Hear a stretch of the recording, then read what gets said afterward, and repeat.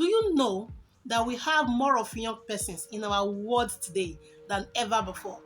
Of the 7.2 billion persons we have worldwide, over 3 billion are persons under the age of 25 years. This makes up to 42% of the entire world population.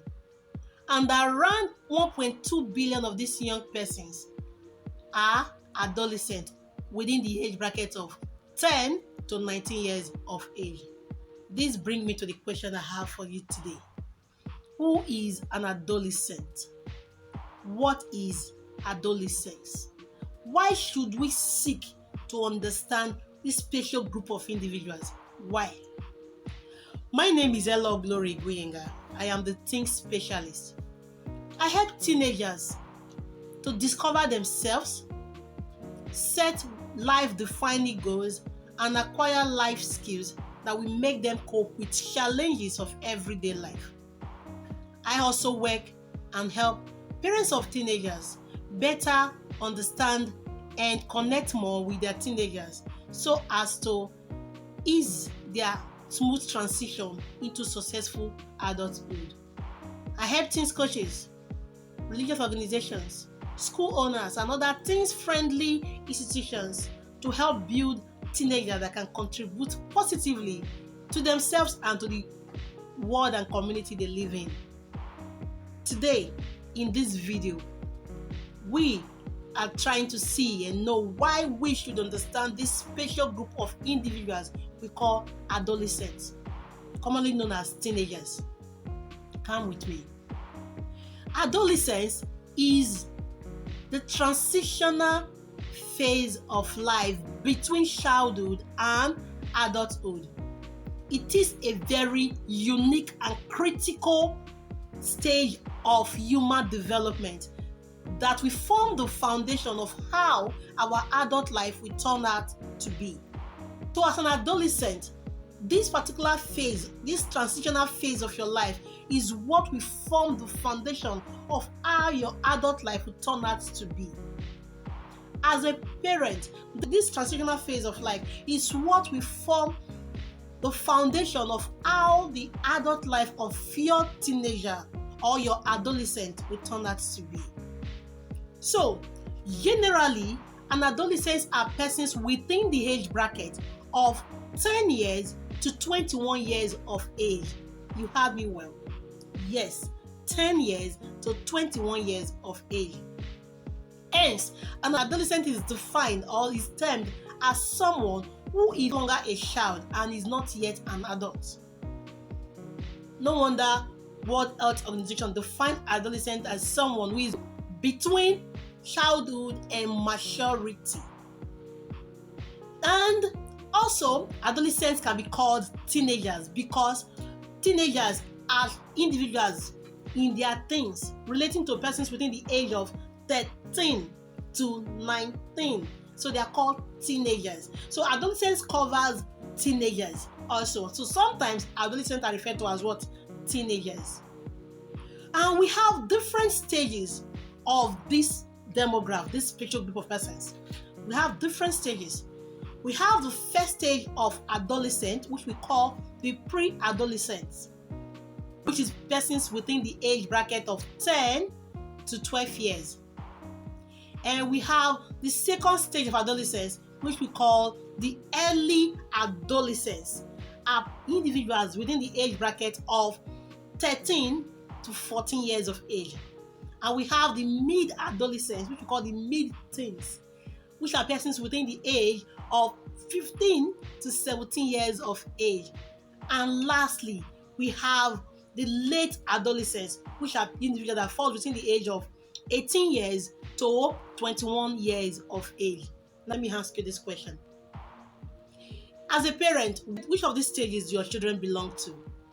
And as an adolescent, which of these stages are you? Are you in the pre-adolescent stage, or you are in the early adolescent stage, or you are in the mid-adolescent stage, or you find yourself in the late adolescent stage? And I have this particular special question to ask also. Who do you think a 21 years old individual is? A teenager or an adolescent? Yes, 21 years old individual is an adolescent but not a teenager. Why? Because he has grown past the stage of teenagehood, but he is or she is still an adolescent because he's still within the age bracket of persons referred to as adolescents. So a 10 years old child, is he a teenager? No. Is he an adolescent? Yes. How? Because a 10 years old child falls within the age bracket of persons referred to as adolescent, but he or she is yet to transit into teenagehood because he is yet to get to 13. So 10 years old, 11 years old, 12 years old, all falls within the pre-adolescent stage. And there is something so unique and special about these people, this demograph. And that thing is, they have a lot of developmental growth happening in their life. Most especially and most noticeable is their biological growth. They are growing so fast, they are growing so rapidly, and before mid-adolescent, they are already complete biological development. What do I mean? You will see a 17 years old and a 16 years old looking like a full-grown adult already because bodily, biologically, and physically, they look so well grown.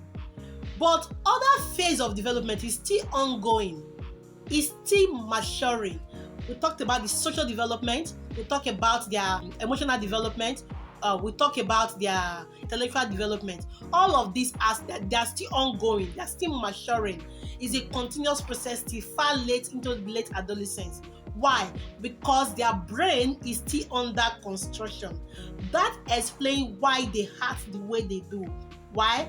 Because this development that is still ongoing, that is not yet matured, even though their full body is full grown, everything, the changes that comes with adolescence, what we call as puberty, that occurs during the biological growth, all of those things are there. Even though all of those things are happening to them, they are still growing intellectually, they are still developing socially, they are still, what I mean developing socially is that it is this stage of their life that you see them disassociation from their parents, disassociation from families. They don't want to be very close to dad and mom. You can agree with me that when your child was much younger, you want to go out with you. You want to be with you in public places. But once they are teenagers, we tell your son, "Come go out with me." We tell you, "No way, mom, it's not me and you." Or your daughter, "I'm not going." But at that stage of time, they prefer to be with their friends than to be with their mom and their dad and their siblings. It is their friends. So that they will not be forming new relationship, trying to be in midst of friends and persons of their age group most of the time. So their social life is growing, their intellectual reasoning is growing, emotionally they are growing because their brain then is still under construction. The frontal lobe of their brain is still under construction. That part of their brain that calls for reasoning is still under construction. That is why you can see at this particular stage of their life, they act rationally. And you now start asking, does this child have sense? Of course, the child is still growing. They are no longer children, neither are they adults. Bodily, they look like an adult, but in other aspects of their life, they are still growing, they are still developing. So as a parent, as a school owner, as a teacher, as a teens worker or minister or youth pastor or whoever you are working with these persons, as a parent that you have direct contact with them and you have to deal with them every day, you should know that bodily they are fully matured. But in other aspects, they are still developing because their brain is still under construction. I call it brains on trials. Because of this, we should seek more to understand them so that we can better connect with them. And it is at this particular stage that you will see that a lot of things will be happening around them. New behaviors will be formed. A lot of things will be happening around them. So why are we talking about all of this growth? Why are we talking about all of this physiological change that is happening in their body, psychological change that is happening in their body? Why are we talking about them? Because they have two major purposes. One of the purposes is for this young child trying to grow into maturity, trying to transit into adulthood, is for them to form their own identity. It's for them to form their own identity. Then secondly, is for them also to mature fully into an adult. So they are not fully matured. They are in the point of maturing. They are only matured in their body, but in other aspects of their life, they are still ongoing.